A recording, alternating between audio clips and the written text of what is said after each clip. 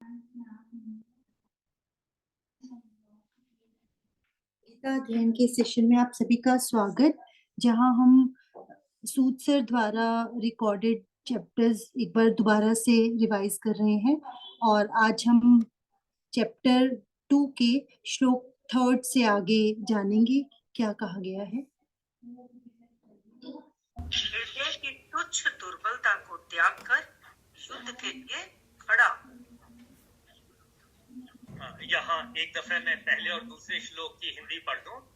संजय बोले, उस प्रकार करुणा से व्याप्त और आंसुओं से पूर्ण तथा व्याकुल नेत्रों वाले शोक युक्त उस अर्जुन के प्रति भगवान मधुसूदन ने यह वचन कहा।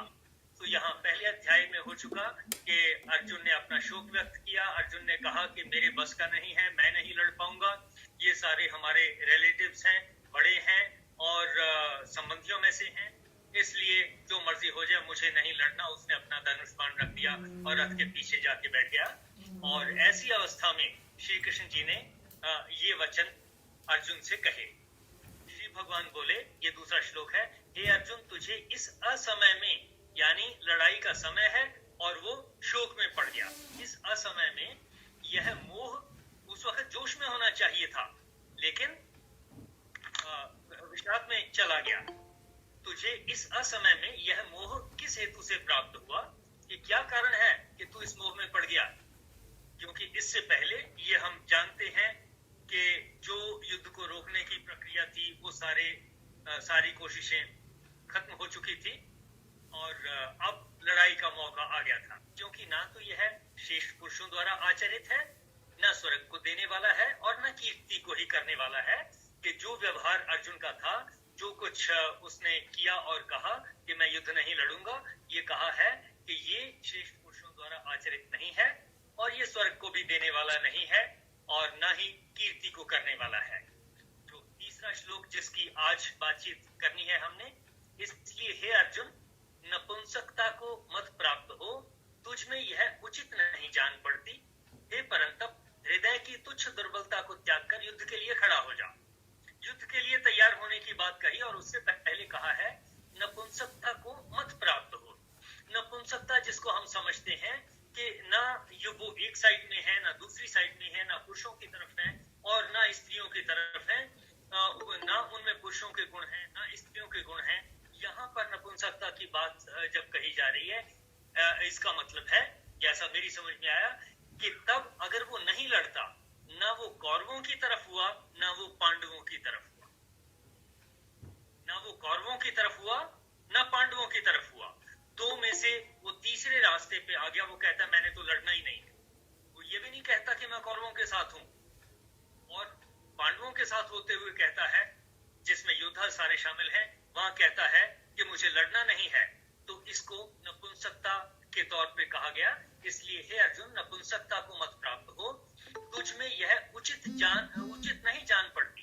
हमारे जीवन में भी ऐसा बहुत बार आता है जहां हम निर्णय नहीं कर पाते और हम सिर्फ इंतजार करते हैं, ऑटोमेटिकली जो हो जाए हम उसको स्वीकार करने को तैयार हो जाते हैं। ऐसे बहुत सारे मौके हमारे जीवन में आएंगे। तो ये जिस प्रॉब्लम में, जिस डिफिकल्टी में अर्जुन है और जिस डिफिकल्टी में श्री कृष्ण जी भी हैं, आप कहेंगे श्री कृष्ण जी की क्या डिफिकल्टी है, वो तो अपने आप में परमात्मा है। नहीं, उनके सामने बहुत बड़ी चैलेंज है, बहुत बड़ी डिफिकल्टी है कि उन्होंने अर्जुन को, एक बड़े योद्धा को, कैसे मोटिवेट करना है ताकि वो इस उदासीन वाली स्थिति से और भय से डर करके कहना या मोह में आकर के ये कहना कि मैं लड़ाई नहीं करूंगा, जबकि सारे प्रयास, पहले युद्ध को रोकने के प्रयास समाप्त हो चुके। तो ये उचित नहीं था। इसलिए श्री कृष्ण जी के सामने भी एक बहुत बड़ा चैलेंज था। जैसा मैंने पहले भी कहा कि जिस समय हमारे मन में जैसे विचार चल रहे होते हैं, हम उसी तरह से होते हैं और वैसी ही शक्ति हमारे अंदर आती है। अगर आप कृष्ण हैं तब भी आपके सामने चैलेंज है, अगर आप अर्जुन हैं तब भी आपके सामने चैलेंज है, अगर आप कौरवों की तरफ से कोई किसी के गुरु हैं तब भी आपके सामने चैलेंज है, आप पांडवों की तरफ हैं तब भी आपके सामने चैलेंज है। ये चैलेंजेस हम सबके सामने हैं, मिलते जुलते चैलेंज हैं, सिर्फ फर्क इतना है कि वहां लड़ाई जो है शस्त्रों से हो रही थी, यहाँ शस्त्रों को छोड़ करके बाकी तो लड़ाई चलती ही रहती है और विषाद आता ही रहता है। इसलिए हे अर्जुन, नपुंसकता को मत प्राप्त हो, तुझ में यह उचित नहीं जान पड़ती। हे परंतप, हृदय की तुच्छ दुर्बलता को, हृदय की दुर्बलता कहा कृष्ण जी ने इसे, दुर्बलता को त्याग कर युद्ध के लिए खड़ा हो जा। उसके सामने कौरवों पांडवों का युद्ध था, हमारे सामने जो है अपने जीवन का युद्ध है, जिसमें तरह तरह के सभी रोल हमें पूरे करने हैं। अगले श्लोक पे चलते हैं शशि। हाँ जी। अर्जुन का भीष्म, द्रोण आदि पूज्य गुरुजनों को मारने की अपेक्षा भिक्षा अन्न द्वारा निर्वाह बतलाना। कथम भीष्म महम संख्ये द्रोणच्च मधुसूदन इषुभिः प्रतियोत्स्यामि पूजार्हा वरिसूदन। तब अर्जुन बोले कि हे मधुसूदन, मैं रणभूमि में किस प्रकार बाणों से भीष्म पितामह और द्रोणाचार्य के विरुद्ध लड़ूंगा, क्योंकि हे अरिसूदन, वे दोनों ही पूजनीय हैं।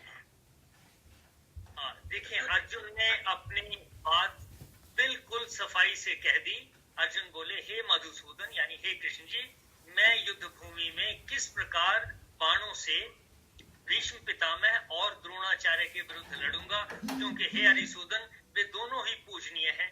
ये ठीक बात है कि हमारे कोई अगर गुरु रहे हैं, डेफिनेटली हम उनसे लड़ नहीं सकते। कुछ भी हो जाए, वो हमें गलत लगे या ठीक लगे, लेकिन हम उनसे लड़ नहीं सकते। यही बात अर्जुन ने श्री कृष्ण जी से कही कि मैं भीष्म पितामह और द्रोणाचार्य के विरुद्ध कैसे लड़ूंगा, क्योंकि वो दोनों ही पूजनीय हैं। ऐसे ही हमारे जीवन में भी समस्याएं आती हैं। कहीं पर हमें लगता है जो बड़े बुजुर्ग कह रहे हैं, हमें उनकी बात अच्छी नहीं लगती। कहीं हमें लगता है कि वो कहीं टेक्नोलॉजी में पीछे रह गए हैं या वो पुराने जमाने के लोग हैं। ऐसी बातें मन में कहीं ना कहीं आ जाती हैं।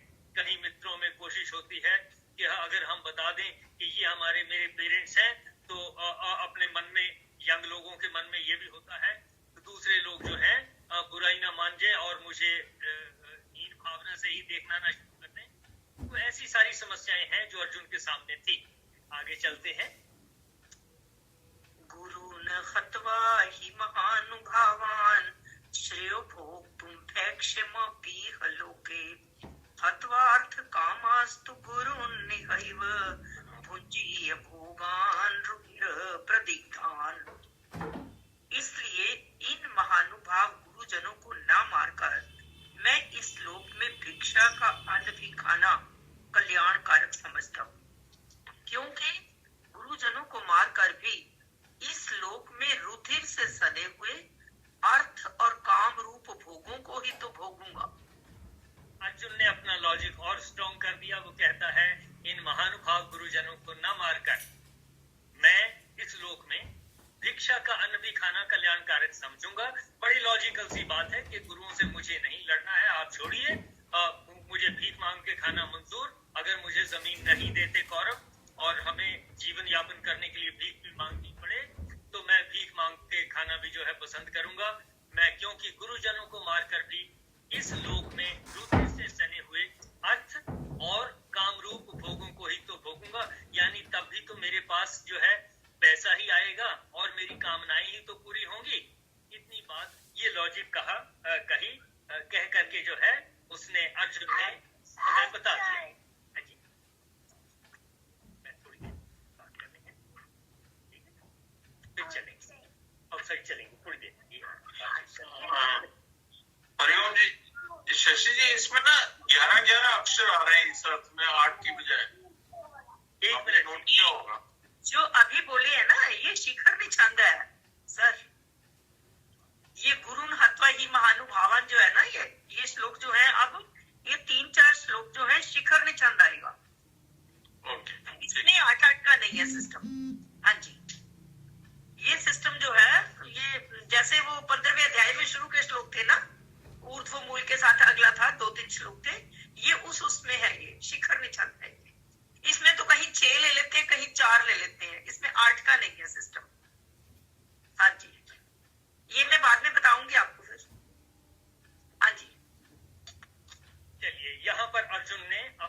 लॉजिक दे दिया और सुनने में देखने में बड़ी लॉजिकल बात लगती है।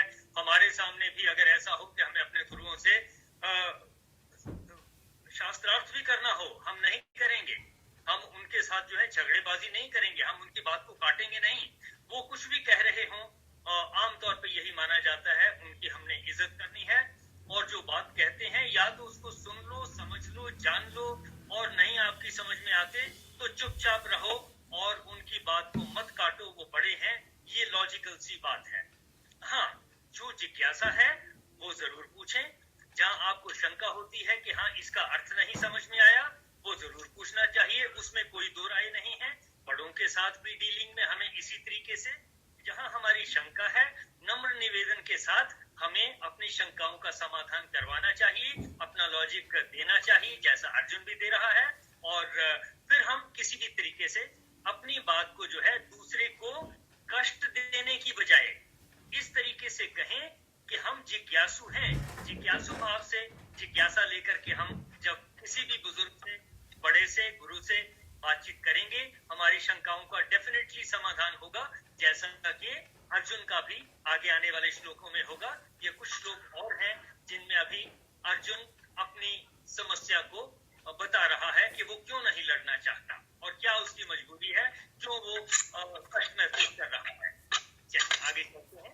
हाँ जी, युद्ध करने या ना करने के विषय में अर्जुन का संशय है। ना चैतद्विद्मः कतरन्नो गरीयो यद्वा जयेम यदि वा नो जयेयुः यानेव हत्वा न जिजीविषामस् यानेव हत्वा न जिजीविषामस् तेव स्थितः प्रमुखे धार्तराष्ट्रः। हम यह भी नहीं जानते कि हमारे लिए युद्ध करना या ना करना, इन दोनों में से कौन सा श्रेष्ठ है, अथवा यह भी नहीं जानते कि उन्हें हम जीतेंगे या हमको वे जीतेंगे। जिनको मारकर हम जीना भी नहीं चाहते, वे ही हमारे आत्मीय धृतराष्ट्र के पुत्र हमारे मुकाबले में खड़े हैं। ये ठीक बात यहाँ क्लियर अर्जुन ने कह दी। हम यह भी नहीं जानते कि हमारे लिए युद्ध करना और ना करना, इन दोनों में से कौन सा श्रेष्ठ है, कि युद्ध करें या ना करें। इनमें से हमें यह भी नहीं पता कि हमें करना चाहिए या ना करना चाहिए, अथवा यह भी नहीं जानते कि उन्हें हम जीतेंगे या हमको वो जीतेंगे, यानी भविष्य का भी पता नहीं है, युद्ध के रिजल्ट का भी पता नहीं है, ऐसा अर्जुन ने कहा है। और जिनको मारकर हम जीना भी नहीं चाहते, ये कौरव तो जो है उनके साथ हमने इतना समझा लिया, इतनी कोशिश कर ली, वो तो किसी बात को सुनने को ही तैयार नहीं है। उनको मार करके तो हम जीना भी नहीं चाहेंगे।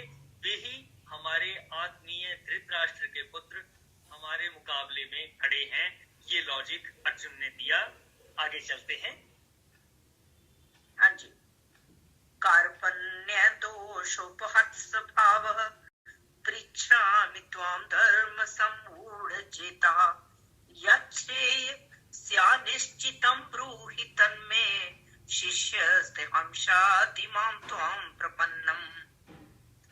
इसलिए कायरता रूप दोष से उपहृत हुए स्वभाव वाला तथा धर्म के विषय में मोहित चित्त हुआ मैं आपसे पूछता हूँ कि जो साधन निश्चित कल्याणकारक हो वह मेरे लिए कहिए। मैं आपका शिष्य हूँ, आपके शरण हुए मुझको शिक्षा दीजिए। देखिए इसमें 2-3 शब्द आ गए। इसलिए कायरता रूप दोष से, तो कायरता रूप ये दोष हो गया। किसी युद्ध की स्थिति में कायर की तरह से हो जाना, ये दोष हो गया। कायरता रूप दोष से उपहृत या उपहत हुए स्वभाव वाला, स्वभाव उसका विचलित हो ही गया है, उपहत हुए स्वभाव वाला, तथा धर्म के विषय में मोहित चित्त हुआ। धर्म कहते हैं, जैसा हमने सुना है, ध्री धातु से बनता है संस्कृत में, जो धारण करने योग्य है वही धर्म है।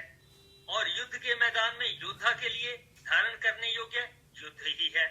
युद्ध से भागना ये उसके विपरीत है। तो उसका धर्म वहां पर युद्ध करना ही उसका धर्म है। धर्म के विषय में मोहित चित्त हुआ। तो वो उसका चित्त मोहित हो गया कि मैं लड़ाई लड़ूं ना लड़ूं, और वो लॉजिक दे रहा है मैं नहीं लड़ना चाहता। तो ये हुआ, धर्म के विषय में मोहित चित्त हुआ। मैं आपसे पूछता हूं, तो कृष्ण जी से पूछ रहे हैं अर्जुन, कि जो साधन निश्चित कल्याणकारक हो, कि आप मुझे सोच समझ के बता दो, डिसाइसिव तरीके से बता दो कि मेरे लिए क्या चीज कल्याणकारक है, वह मेरे लिए कहिए, क्योंकि मैं आपका शिष्य हूं, इसलिए आपके शरण हुए मुझको शिक्षा दीजिए। तो बड़े ही नम्र स्वभाव से अर्जुन ने दुखी मन से श्री कृष्ण जी को कह दिया, रिक्वेस्ट कर दी कि आप मुझे गाइड कीजिए कि मेरा धर्म क्या है, मुझे क्या धारण करना चाहिए, मैं आपका शिष्य हूं, और आप मुझे जो है शिक्षा दीजिए, मुझे गाइड कीजिए कि मुझे क्या करना चाहिए। हम भी अपने जीवन में जहां कहीं ऐसी डिफिकल्टी में हो, तो हमें अपने बड़ों से अपनी बात नम्र भाव से करनी चाहिए, और समस्याओं के समाधान के लिए हमें जिज्ञासु की तरह से भाव रखने चाहिए, बहुत ही नम्र भाव से। चलें आगे।